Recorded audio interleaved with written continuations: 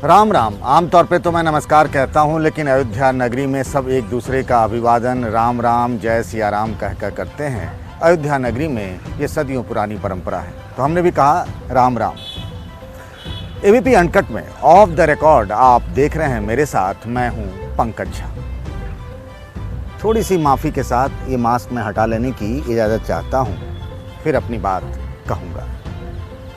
सबको पता ही है वो ऐतिहासिक पल जिसमें 5 अगस्त को ठीक 12:15 पर प्रधानमंत्री नरेंद्र मोदी भव्य राम मंदिर के लिए भूमि पूजन करेंगे। उसके लिए अयोध्या की तैयारी इस बार बेहद खास है, क्योंकि सालों बाद या कह लें कि कई 100 साल बाद ऐसा मौका आया है और इसीलिए तैयारी भी उसी लेवल की है।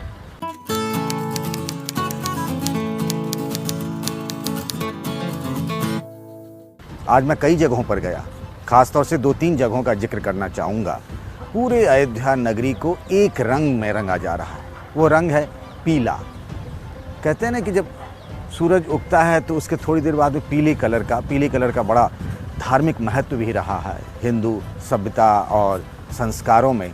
तो सारी दुकान, दीवारें, घर जो सड़क के दोनों तरफ हैं उसको पीले रंग से रंगा जा रहा है और यह कोशिश की जा रही है कि पूरे अयोध्या नगरी को पीला कर दिया जाए। फिर उसके बाद मैं एक जगह जहाँ गया, वो एक आश्रम था जहाँ पर मैंने देखा कि लड्डुओं का ढेर लगा हुआ है। दिन रात वहाँ पर लोग लड्डू बना रहे हैं और फिर उसको एक टिफ़िन के डब्बे में 3 तरह के टिफ़िन के डब्बे बनाए जा रहे हैं। एक में 21 लड्डू होगा, एक में 11 लड्डू और एक में 5 लड्डू। और जब 5 तारीख को भूमि पूजन हो जाएगा तो अयोध्या नगरी में जो राम भक्त हैं उन सबको एक किताब दी जाएगी, भगवान राम से जुड़ी हुई अंगवस्त्र दिया जाएगा और टिफ़िन का डब्बा। और इस तरीके से करीब 8000 ये पैकेट बनाए गए हैं प्रसाद के तौर पर, भगवान राम के प्रसाद के तौर पर वो लड्डू का भरा टिफ़िन जो है लोगों में बांटा जाएगा। फूलों से पूरे शहर को सजाया जाएगा। जो मेहमान ख़ास तौर से बुलाए जा रहे हैं, जिसकी चर्चा लंबे अरसे से हो रही है कि 200 मेहमान होंगे भूमि पूजन के मौके पर। चूँकि कोरोना काल है, यहाँ भीड़ इकट्ठी नहीं हो, इसके लिए पूरे सीमे को सील कर दिया गया है। अयोध्या से लगी हुई जो सीमा है उसमें जिनको आने की इजाज़त है उन्हें आने दिया जा रहा है। बार बार ट्रस्ट की ओर से, राम जन्मभूमि ट्रस्ट की ओर से भी कहा जा रहा है कि आप अयोध्या नहीं आएँ, भीड़ न लगाएं, आप अपने घर पर बैठ कर के लाइव देखें जो भूमि पूजन कार्यक्रम होगा। जब भगवान राम के भव्य मंदिर के लिए वहाँ पर भूमि पूजन होगा, उसको आप लाइव देखें। आप त्यौहार मनाना चाहते हैं, चूँकि एक बहुत बड़ा अवसर है ये, तो आप उस दिन अपने घर में ही रामायण का पाठ करें, रात में अपने घर पर दिए जलाएं। ऐसी अपील की जा रही है बार बार, ताकि यहाँ पर लोग ना अपने घर से ही बैठ के यथाशक्ति तथा भक्ति। और भगवान राम तो मन में होते हैं, हम तो ब्रह्म के अंश हैं कहा जाता है, परमात्मा का निवास आत्मा में ही होता है। यही तो हमारे संस्कार हैं, बड़े बुजुर्गों ने हमें यही समझाया, तो इसीलिए अपील की जा रही है। ख़ास तौर से पूजन होगा तो रामलला का आप जानते ही हैं कि रामलला हफ्ते में, सप्ताह में, हर दिन के हिसाब से अलग अलग रंग के वस्त्र धारण करते हैं, कपड़े पहनते हैं। उसके लिए भी कपड़े का इंतजाम कर लिया गया है। वो कपड़े की सिलाई जो परंपरागत रूप से सालों से एक ही परिवार करता आ रहा है वो कर रहे हैं। शंकर लाल का परिवार उसमें जुटा हुआ है। फिर भगवान राम को क्या भोग लगेगा उस दिन। और अयोध्या के लिए भगवान राम थोड़े से अलग हैं। वो अलग इसलिए हैं कि ना यहाँ बाल रूप में भगवान राम की पूजा होती है। रामलला कहते हैं, मतलब राम यहाँ के कण कण में बसे हुए हैं। आप यकीन नहीं करेंगे, यहाँ के आसपास के इलाके के लोग अयोध्या नहीं बोलते हैं, अयोध्या जी बोलते हैं। इतना सम्मान है भगवान राम के प्रति।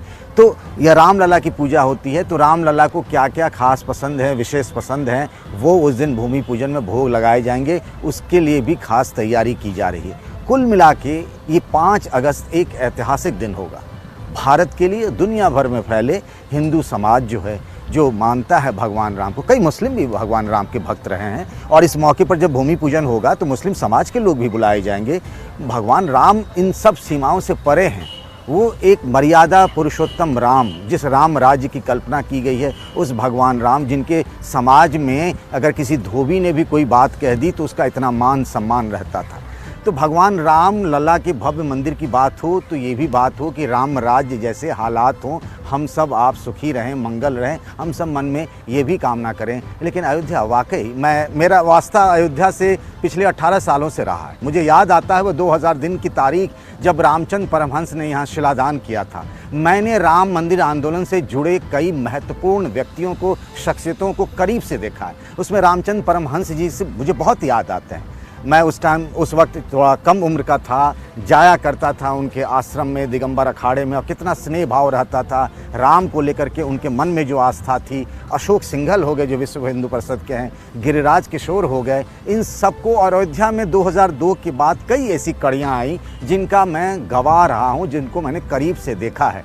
राम लला टेंट से कैसे फाइबर में आए वो भी हमने देखा है।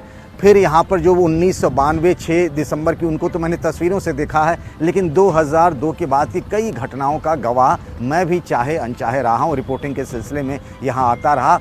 वो अयोध्या और आज की अयोध्या में यकीन मानिए ज़मीन आसमान का फ़र्क है। और एक सपना जो था राम भक्तों का कि यहाँ एक मंदिर होगा, मंदिर भी वो भव्य मंदिर होगा, वो सपना साकार हो रहा है। और मुझे बड़ी खुशी है कि मैं उस सपने को सच होते हुए देख रहा हूँ उसी अयोध्या नगरी की धरती से। आप मेरे साथ बने रहिएगा, मैं आपको अयोध्या के कई रंग और कई किस्से बताता रहूँगा आगे भी। ABP